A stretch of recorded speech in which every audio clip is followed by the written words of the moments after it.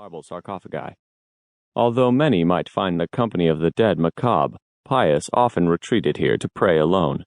To pray and conduct a private, personal exorcism of the demons he was convinced inhabited the soul of Adolf Hitler. Demons he had had the opportunity to witness firsthand as the Papal States envoy to Berlin only a year or so ago. The man was capable of enormous evil, swallowing sovereign nations, pogroms, and, if Father Sargenti had found what Pius suspected, doing irreparable damage to the Church itself. The German dictator was temporarily forgotten as the younger man stooped and directed a flashlight beam at a dark corner. There, just next to the wall. Pius tugged at his white cassock and knelt to see better. This was the niche his predecessor, Pius XI, had chosen for his tomb. In preparing space for it, the discovery had been made. Can you see it? Impatience was creeping back into Father Sargenti's voice. See the bricks, the dome of the vault underneath this floor. Pius saw clearly. He sat back on his haunches. It's hardly surprising, Emilio. Before Constantine built the first papal palace here on Vatican Hill, the area had been a cemetery for hundreds of years. First the pagan Romans, then the Christians. In fact, the area was a necropolis, streets running between mausoleums honoring the dead. You've hit the top of one of those, that's all. Of course, that wasn't all, and both men knew it. Near Werfen, Austria, May 16, 1945. In the Tyrol, spring comes slowly and with great caution. It was no surprise to the man riding in the railroad engine's cab that patches of snow lingered along those parts of the track shaded by towering conifers. The breeze whipping through the glassless windows was raw and smelled of the forest rather than cordite, sulfur, and death, odors the man had lived with for so long. The air was so cold it burned the lungs. He smiled. Even though he would not be here for long, it was good to be coming home, to return to his native land, a country he had seen but little in the turbulent last few years. He was delighted to watch the icy streams cascade down verdant hills and through grassy meadows.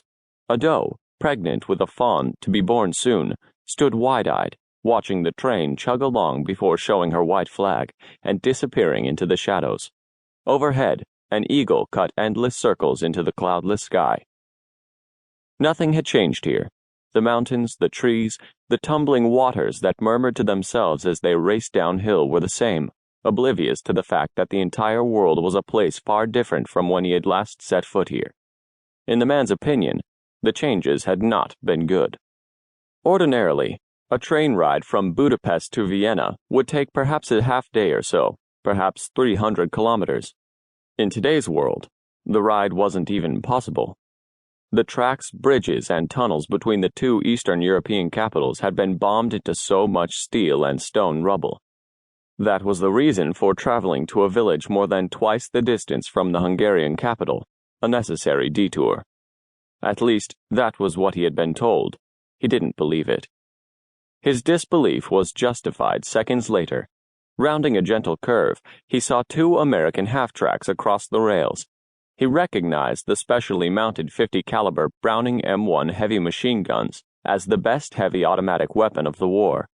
The sun twinkled on the brass shells in belts already fed into each breech. On one side was a Sherman tank, the black mouth of its turret cannon turned in the train's direction. On the other was a line of deuce-and-a-halves, 2.5-ton trucks, canvas covers in place, to shield the contents of the beds from curious eyes. About a dozen men in American combat uniforms, some swaddled in greatcoats, stood around, each carrying a rifle. Even at this distance, he could see the shoulder patches of the 15th Infantry Regiment. The grade had slowed the train to a near walk. Stopping took little effort. Herr Sturmbannführer, the engineer asked, without taking his eyes off the Americans. The man replied in German, You're not to refer to me so. I am simply Herr Schmidt. The engine exhaled deeply, geysers of steam venting into the crisp air as the man swung down from the cab. He was dressed in Tyrolean attire, lederhosen, green wool socks, and a felt hat sporting a brush of mountain goat hair. Though his shirt was short-sleeved, he carried his jacket under one arm and kept his hands visible at all times.